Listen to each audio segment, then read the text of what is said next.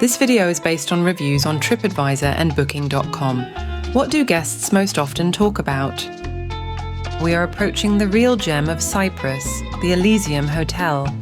It is a haven of luxury and comfort.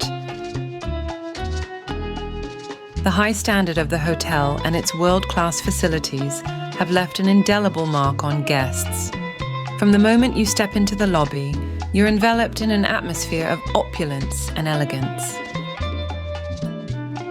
The rooms, however, drew mixed reviews.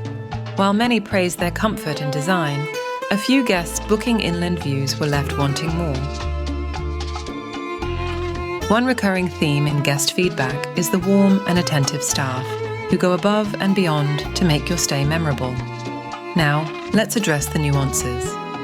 Some guests found the food prices to be on the steeper side.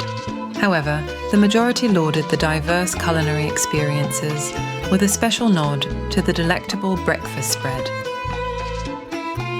The hotel provides an array of entertainment options, including live performances at the amphitheatre. The families with children found solace in the hotel's thoughtful provisions, such as the entertainment room with video and pool games, as well as the outdoor playground area. Overall, the positives far outweigh the negatives.